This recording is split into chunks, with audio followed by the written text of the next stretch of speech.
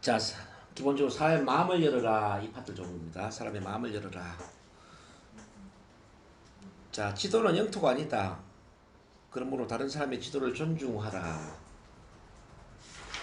요거는 우리 NLP 기본 전제 조건에서 아주 중요하게 다루었습니다.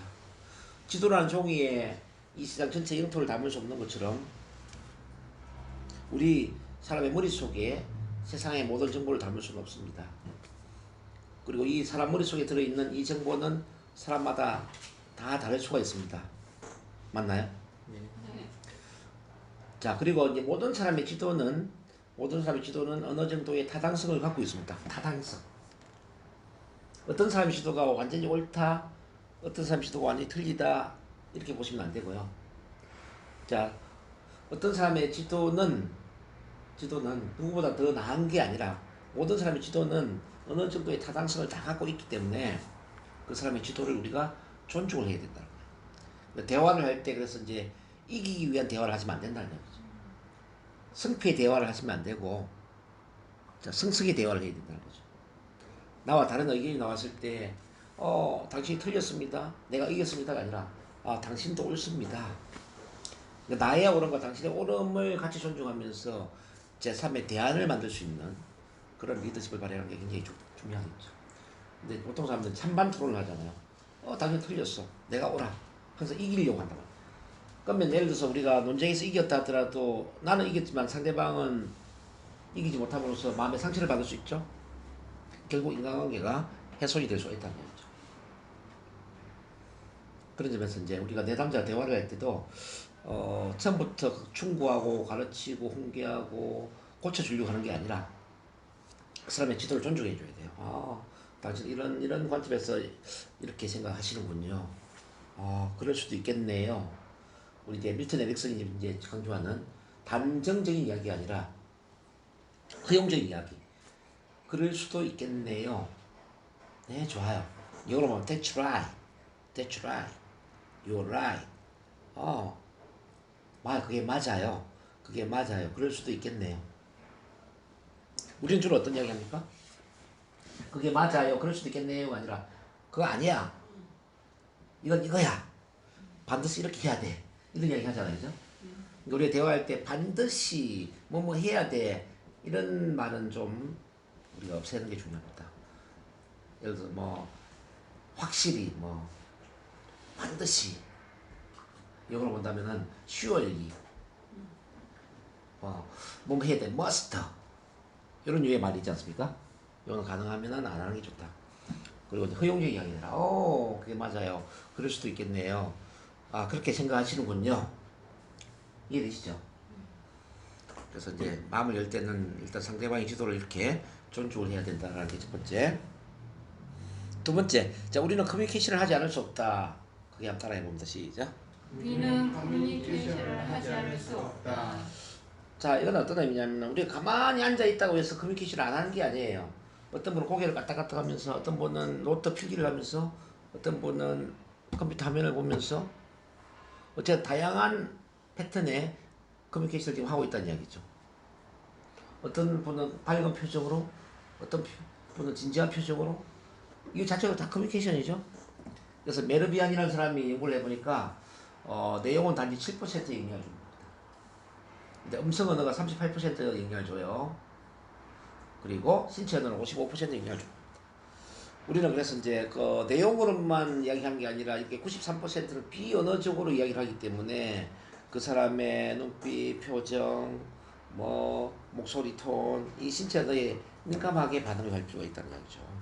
오케이? 이해되세요? 네. 그 다음 세 번째, 커뮤니케이션에 있어서 실패는 없다. 단지 피드백이 있을 뿐이다. 그 다음도 같이 봐야 돼요. 아무리 긍정적인 의도를 가지고 커뮤니케이션 해도 그 반응이 부정적이라면 그 책임은 나에게 있다. 커뮤니케이션에 있어서 저항이나 거절은 래퍼의 결핍, 즉 민감성과 융통성이 부족하다는 것을 의미한다. 자, 이게 이제 이걸 같이 묶어서 보는데요. 우리가 커뮤니케이션 하다 보면 나는 좋은 의도를 가지고 이야기를 했는데 그 사람이 알아듣지 못해요. 그럼 이걸 이제 커뮤니케이션 실패라고 그러잖아요. 실패는 아니다 이 말이에요.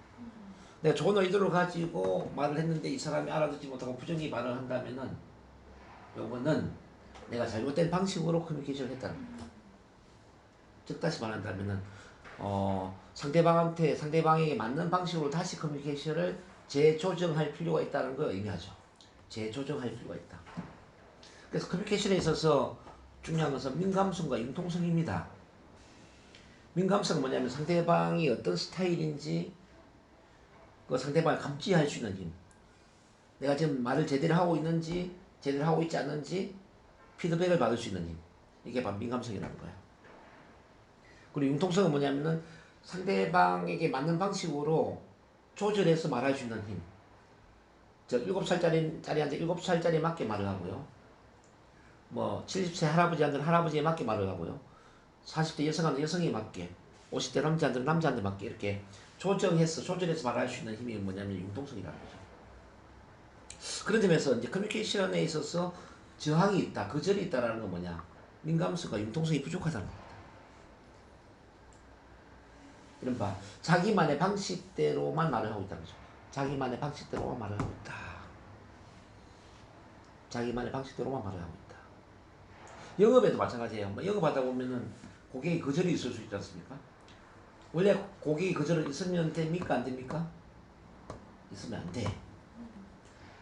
고객한테 맞는 방식으로 영업을 해야 돼요. 고객의 니즈를 파악하고 고객의 스타일에 맞게 영업을 해야 되는데 이 거절이 있다는 것은 고객에 맞는 방식이 아니라 나만의 방식을 고집했다는 이야기죠. 상담에서도 내담자의 거절은 있으면 될까요? 안 될까요? 안 됩니다. 상담에서 내담자 거절했다는 것은 상담자가 융통성이 부족해서 자기만의 상담 방식을 고집하고 있다. 자, 강의에 있어서도 청중들의 반응이 부정적이면 안 되죠. 강의를 하는데 청중들 반응이 부정적이에요. 그 이야기는 뭐죠? 강사가 너무 재미없게 강의하거나 청중들한테 공감을 일으키지 못할 강의를 하고 있다는 거죠. 그래서 모든 커뮤니케이션에 대한 책임은 누구한테 있어요? 나한테 있다는 거예요. 이거 이해되시나요? 네. 자, 그 다음에 까지 이렇게 뭐냐면 먼저 이해하고 나중에 이해를 시켜야 된다라는 개념이에요. 먼저 우리가 커뮤니케이션 할 때 먼저 이해를 하고 나중에 이해를 시켜야 됩니다. 자, pace and lead. 자, pace and lead. 먼저 맞추고 그 다음에 이끌어야 된다. 이해가 되지 않는 상태에서 이해를 시킨다라는 것은 불가능합니다. 불가능. 왜 그러냐면은 이해받고 싶은 욕구는 산소를 제공받고 싶은 욕구만큼 아주 강렬합니다. 자, 그래서 이제 우리 왼쪽 가슴에 뭐가 있냐고 제가 이야기하냐면 왼쪽 가슴에는 자, 이해받고 싶어요. 자, 따라서 이해받고 싶어요. 이해받고 싶어요. 존중받고 싶어요. 존중받고 싶어요. 내 마음을 알아주세요. 내 마음을 알아주세요. 제 편이 되어주세요. 제 편이 되어주세요. 이런 표가 있는 거예요. 그거는 모든 사람이 다 있어. 이게 없는 사람은 아무도 없어요. 자, 제 편이 되어주세요. 제 말을 들어주세요. 저를 알아주세요. 제 마음을 알아주세요. 먼저 이해해 주시면 안 돼요. 이런 이름표를 달고 있다 이 말이에요. 근데 이걸 달고 있는데 요걸 누가 알아주지 않을 때 숨이 답답해지고 이 세상에 나 혼자 외롭게 던져져 있는 것 같고 말하기가 싫고 힘들어지는 거지. 그래서 이제 이 이해받고 싶은 욕구는 숨을 쉬고 싶은 욕구가 비슷한데 쉽게 제가 이해를 한다면은 호수물에 사람들이 빠져있어. 호수물에 빠져있는데 아무도 건져주지 않아요. 나는 숨쉬기 힘든데 호수물에 밖에 있는 사람들이 공부 열심히 해라. 자, 이 제품 사세요. 좋은 부동산 있는데 한번 거래해 보실래요? 보험 가입하세요. 이러면 이게 말이 먹히겠지 이 말이죠. 그러나 아무 좋은 소리도 아무 의미가 없는 거지. 호수물에 빠져있는 사람한테 첫 번째로 해야 되는 거예요. 건져주는 거죠. 이제 새끼줄을 던져서 건져주는 거죠. 그래서 일단 숨을 쉬게 한 다음에 그 다음에 필요한 이야기를 해야 된단 말이에요. 숨도 못 쉬고 있는 사람들한테 뭐 공부를 한다든지 뭐 어떤 제품을 산다든지 무슨 교육을 시키고 뭐 올바른 걸 가르치는 건 아무 의미가 없다 이 말이죠. 그래서 사람들은 왜 소리 지르고 고함을 지르는가 한번 생각해 봐야 돼요. 특히 부부관계에서 고함 치고 소리 지르는 부부싸움 많이 하잖아요. 그게 다 뭐냐면은 제발 나를 좀 알아줘. 남자들이 잔소리하는 것도 같은 거예요. 제발 나를 좀 알아달라니까. 왜 당신 나를 알아주지 못해 이거예요. 자, 아내가 왜 바가지 긁을까요? 제발 나 좀 알아달라니까. 나 좀 이해해달라니까. 그러니까 이해가 안 되니까 바가지 긁는 거예요. 그렇지 않아요 우리 집 교수님? 네. 그렇죠. 그래요? 바람 끌리게? 그렇죠. 아니, 그러니까 소리 지르는 이유가 뭐 예를 들어 남자들이 뭐 소리 지르고 막 물건 집던 이것도 마찬가지예요. 폭력적인 남자. 이것도 뭐 자기 알아달라는 거. 알아주지 않으니까 폭력을 쓰는 거죠. 왜 나를 몰라? 어? 이게 소리가 올라가는 거지. 그런 거죠. 그러니까 뭐 갈등, 뭐 싸움 다 같은 원리입니다. 나를 알아주지 않기 때문에 소리 지르고 이렇게 폭력적으로 행동을 하는데, 근데 이걸 알아주지 않아요? 엄마가 아기를 달래주는 것처럼. 왜 아기가 막 그 보채고 울잖아요. 어? 근데 이제 엄마가 알아주면서 기저귀 갈아주거나 또는 뭐 젖먹이거나 뭐 달래주면 아기는 잠잠해지잖아. 근데 어른들도 똑같아요. 어른들도 소리 지르고 막 폭력적인 행동하는 사람들 이제 알아주면서 달래주잖아요. 아, 그게 힘들었구나. 아, 젖 달라고 우는구나. 예를 들어서 이렇게 달래주면 얌전해진다 이 말이에요. 이게 폭력적인 남자들이 의외로 얌전합니다. 의외로 얌전해요. 뭐 제가 볼 때는 저는 그 술 먹고 주정 부리는 남자들을 제가 많이 달래는데 많이 어디? 많이 달랜다고 제가. 아. 지금 옛날에 20대에 보면 선배들 뭐 나이 많은 분들 술을 마시다 보면은 특히 술중 부리는 남자들이 많이 있잖아요. 특히 이제 우리 그 또 집안에 매형 자영이라고 그러죠. 자영이 또 술 버릇이 안 좋아요. 뭐 술 먹어 막 소리 지르고 욕하고 막 지나가는 사람들 싸우고 막 난리인데, 근데 저한테는 안 그래. 제가 달래주거든요. 아니야 뭐 풀으라고 내가 이야기 들어주고 뭐 같이 잠부도 치고 그러면 잠잠해져요. 저한테는 막 잠잠해져. 그러니까 세상에 가장 좋아하는 사람이 누구냐면 저예요. 언제 오냐고 막 맨날 난리지. 제가 가면은 막 낚시해서 회 뜨고 막 고기 사고 막 완전히 그냥 진주에 사시는 거예요? 예 진수성찬이죠.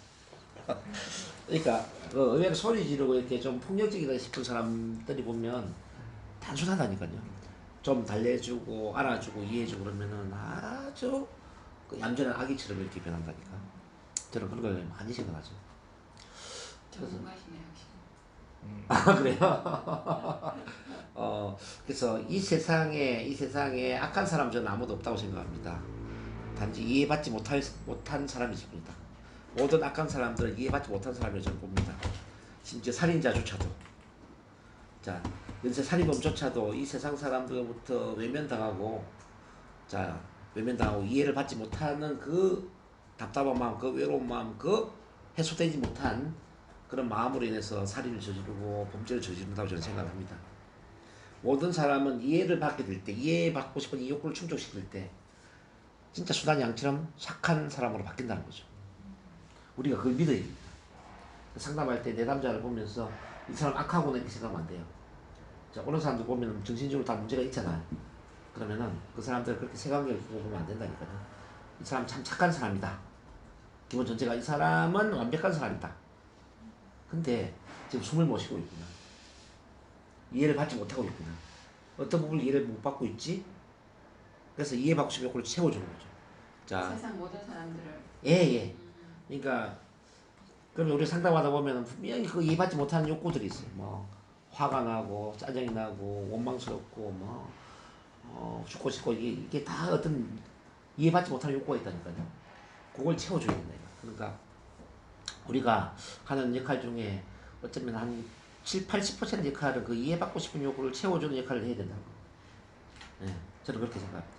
이해받고 싶은 욕구를 채워주는 것은 근데 꼭 서울대 박사나 서울대 교수나 이렇게 능력이 뛰어나고 지능이 뛰어난 사람만 잘할 수 있을까요? 그게 아니에요. 이제 칼 로저스라는 사람이 이제 실험을 해봤는데 인간 중심의 상담을 하면서 실제 그 전문적인 공부를 한 심리 상담 전문가들이 상담을 한 거예요. 곧 A 집단. B 집단은 심리 상담은 전혀 무관한 단지 가슴이 열려 있고 따뜻하고 공감 능력이 뛰어난 이런 사람들이 상담을 한 거예요. 이게 B 집단이에요. 누가 상담 치료를 잘했을까요? 어떨 것 같아요? 전문적인 집단일까요? 아니면 비전문적인 공감 능력이 뛰어난 사람일까요? 공감 능력이 뛰어난 사람이더라야. 그래서 심리 치료를 공부를 많이 한 사람하고 실제 치료를 잘하는 사람은 다르다 이 말이에요. 자, 그런 점에서 이제 이 이해받고 싶은 욕구를 채워주는 거는 기술이나 능력의 문제가 아니라 따뜻한 마음의 문제다 이야기 좀 드리고 싶고요. 그래서 우리가 이제 이 이해복식 욕구를 채워주기 위해서는 심판관과 배심원의 역할을 하면 안 됩니다.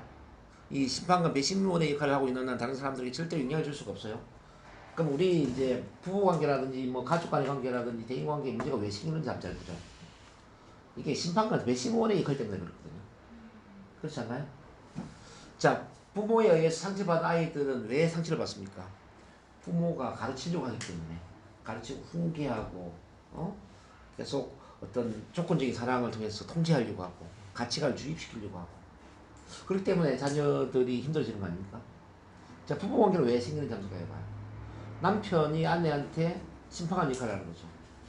가르치려고 한단 말이에요. 내가 원하는 아내를 만들려고 그래요. 아내 또한 남편에게 심판관 역할을 해요. 아내가 남편이 자기가 원하는 남자가 되게끔 막 가르치려고 그래요.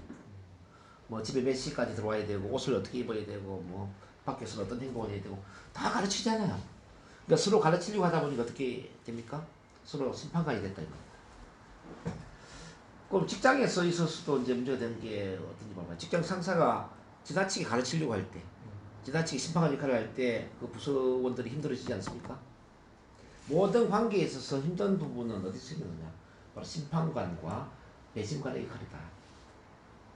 근데 우리가 이제 심판관, 배심관의 역할을 내려놓고 진심으로 그 사람을 이해하려고 하고 그 사람에게 그 이해받고 싶은 욕구를 채워주려고 한다면은 어떤 일이 일어날까 생각해봐요. 정말 기적적인 변화가 일어나죠. 저는 감히 그렇게 봅니다. 그렇게 이제 사람들은 자신만의 방식으로 사랑받고 싶어 한다. 따라서 상대방의 언어로 이해하고 대화하라. 부모가 자녀와 대화할 때는 부모의 언어로 이야기하면 안 되죠. 부모가 자녀의 언어로 대화를 해야 된단 말이에요. 우리 권 선생님은 지금 이제 딸이 몇 살이죠? 15개월. 15개월이니까 15개월 딸의 언어로 대화를 해야 돼요. 그 딸은 어떤 언어를 원할까요? 직접 언어를 원할까요? 그게 아니죠. 뭐 뽀뽀해주고 안아주고 뭐 놀아주고 뭐 그러면서 이제 목욕시켜주고 뭐 기저귀 갈아주고 뭐 이런 거 아니에요? 이제 스킨십을 통해서 이제 대화를 하는 거거든요. 이제 만 18개월까지는 하루에 18번을 안아주지 않으면 정상적인 아기가 되기 힘들다고 이야기를 해요. 하루에 18번 안아주지 않으면 18번 안아주면서 사랑한다고 이야기를 해야 된단 말이에요. 그게 기본이란 말이죠. 근데 옛날에 우리 아빠들은 근데 이게 안 되잖아요. 18번을 뭐 안아줘. 하루에 한 번도 안 되죠. 그러니까 당연히 이제 우리 마음 안에 상처가 있는 겁니다. 자, 사람들은 이렇게 모두 여리고 감수성이 예민합니다. 그래서 상처받지 않으려고 애를 씁니다. 그리고 자신을 보호하려고 하죠. 이른바 자기를 가리고 허세를 부리고 잘난 척하고 안정한 가면을 쓴다. 자, 남자들끼리도 보면은 막 자만심 뭐 또 자신감 허세 부리는 사람 많이 있잖아요. 왕년에 내가 어땠는데 뭐 이런 거. 뭐 술값 내가 오늘 다 낸다 뭐 이런 거. 술값 내는 게 나쁜 게 아니라 이제 또 자기를 과시하기 위해서 허세를 부리고 뭐 실제 뭐 미국의 아들이 용돈을 전혀 보내지도 않고 1년 이상 연락이 안 되는데도 불구하고 자 친구들 모이면서 이렇게 이야기하는 경우가 있죠. 아 이번에 우리 아들이 200만 원 용돈을 보내왔는데 저저저 이런 사람 많단 말이에요. 그러니까 자기를 가리고 허세를 부리는 거죠. 이게 다 뭐냐면은 이해받고 싶고 괜찮은 사람으로 인정받고 싶고 그런 거죠. 이렇게 사람들은 이해받고 싶은 욕구가 강합니다. 우리가 상담할 때, 우리가 사람을 만날 때 이 이해받고 싶은 욕구를 충족시켜 줄 수 있다면 어떨까요? 자, 이 이해받고 싶은 욕구를 충족시켜 줄 수만 있다면 어떤 변화가 일어날까? 야, 요것만 가지고 사실은 한 80% 정도 변화를 저는 일으킨다고 생각합니다. 80%. 우리가 아까 배웠던 뭐 SOM이나 뭐 메타 모형이나 여러 합법을 통하지 않더라도 그리고 이제 NLP의 공중 분리 기법, 뭐 여왕 기법 여러 기법들이 다 뭐 체면 기법 이런 걸 다 쓰지 않는다 하더라도 요것만 가지고도 80% 사람을 변화시킬 수 있다는 거죠. 엄청나지 않아요? 근데 요게 안 되는 경우에 기존에 배웠던 여러 기법들을 아무리 잘 쓴다 하더라도 한계가 있겠죠. 저거만 하면 제가 80% 이제 변한 거네요. 요걸 잘 할 수 있다면 80% 정도 변화 여기 있으면 아마 심지어 이런 이야기를 합니다. 이 세상에 내 마음을 온전히 알아주는 사람이 단 한 명 이상만 있다면, 내가 100% 나를 오픈했을 때 내 마음을 온전히 알아주는 사람이 한 명 이상만 있다면 미국의 심리 상담사의 일자리가 95%가 사라질 것이다 그래요. 너무 맞는 이야기거든요. 내 마음을 온전히 알아주는 사람이 단 한 명 이상만 있다면 미국의 심리학자들, 심리 상담사의 그 일자리 95%가 사라진다. 자, 그 이야기는 뭐냐면 심리 상담을 받으러 오는 사람의 95%는 전부 이런 문제 때문에 온다는 이야기예요. 누가 날 알아주지 않고 이해하지 못하고 내 마음에 엉어리, 좀 하소연하고 싶고, 이런 때문에 온다는 거예요. 그러니까 우리가 할 일이 얼마나 많으냐 한번 생각해 보자. 우리 정들에서 있는 생각해 보세요. 선생님 가장 잘할 수 있는 게 뭐예요? 제가 볼 때는 그 사람 이야기 잘 들어주고 공감해주는 능력이 좀 보거든요.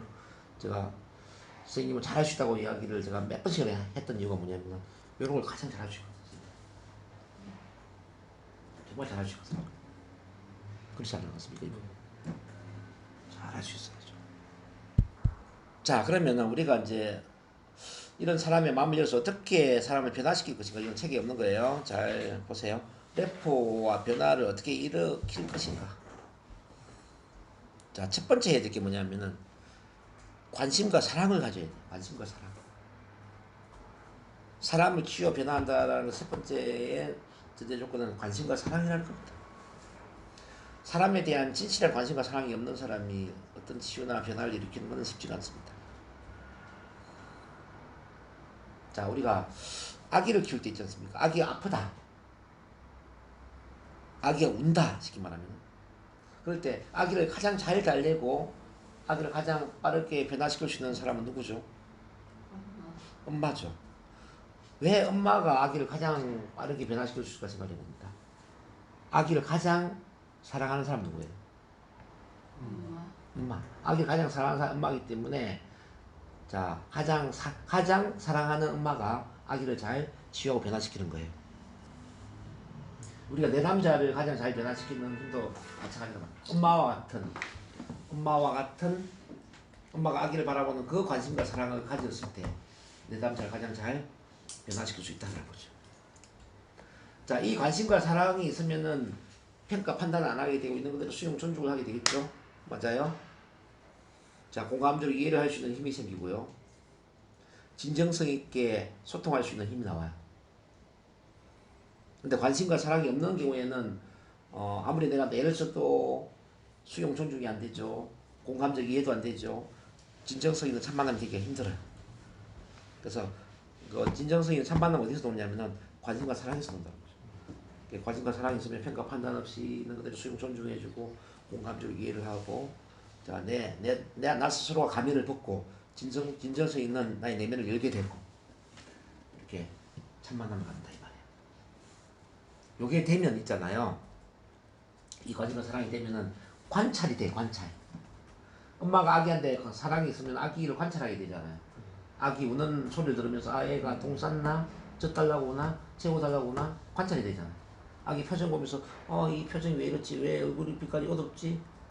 왜 밝아졌지? 어둠을 보면서 뭐가 좀 아프나? 뭐 이런 걸 우리가 관찰하잖아요. 아기를 관찰하는 것처럼 우리가 사람을 만날 때 관찰하는 거죠. 자, 이번에 피부 빛깔이 왜 이래? 자, 자세가 왜 이래? 호흡이 왜 짧아졌지? 자, 목소리 톤이 왜 이래? 그러면서 그 사람의 모든 신체 언어와 그 사람의 모든 것들을 이제 관찰하죠. 관찰한다는 이야기는 그 사람을 민감성 있게 파악할 수 있는 힘이 생기는 거예요. 파악. 민감성이 발달된다. 이해되십니까? 민감성을 가지고 그 사람을 파악할 수 있으면은 그 사람한테 맞출 수 있을까요? 없을까요? 맞출 수 있죠. 자, 아기가 아프다는 걸 알았을 때 엄마가 달래주는 것처럼, 우는 아기를 달래면서 아기를 맞추는 것처럼 우리 내 남자한테 맞출 수가 있단 말이에요. 그래서 이제 맞추기가 가능해. 세 번째, 목소리에 맞추고 그 사람의 신체 언어에 맞추고, 자, 그 사람의 어떤 언어 내용에 맞추고 모든 걸 맞추기로 시작. 자, 맞추다 보면 어떤 일이 생깁니까? 잘 맞춰주면은 마음이 열릴까요? 닫힐까요? 자, 상대방이 나를 잘 맞춰주면은 이제 마음이 열려요. 마음이 열리는 상태로 우리는 래퍼라고 그래. 래퍼. 우리 래퍼 배웠죠? 마음이 잘 열리는 상태, 래퍼가 형성이 되었다. 래퍼는 잘 통하고 믿고 신뢰할 수 있는 상태, 협조할 수 있는 상태, 마음이 열려 있는 상태, 이걸 이제 래퍼라고 합니다. 그러니까 충분히 맞추기 위한 래퍼가 형성이 됐어요. 자, 이 래퍼 형성되면은 가만히 있어야 돼요, 아니면 우리가 이끌기를 해야 돼요. 예, 이끌기를 해야 돼요. 자, 변화를 이끄는, 자, 치유를 이끄는 또 상담, 자, 구매를 촉진시키는 다양한 어떤 이끌기를 해야 돼. 이끌기를 하다 보면은 변화가 일어난다 말이야. 즉 좋은 결과가 나온다라는 거죠. 이 6단계. 6단계 이해되십니까? 요걸 이제 풀어 나갈 거예요, 이거. 우리가 이제 합법을 여러 가지 배웠잖아요. 뭐 SOM 합법부터. 그거는 여기 어디에 속하죠? 이끌기에 속하죠. 지금 이끌기 기술을 엄청 배운 거예요. 이끌기 기술 엄청 배웠어, 이제. 지금부터는 이제 이끌기에 앞서서 뭘 할 것인가를 잘 이해를 하셔야 돼요. 맞추기를 어떻게 할 것인가, 라퍼를 어떻게 형성할 것인가. 자, 이 기술을 제대로 오늘 배운다면은 이제 오늘 완전한 정리가 될 수가 있습니다.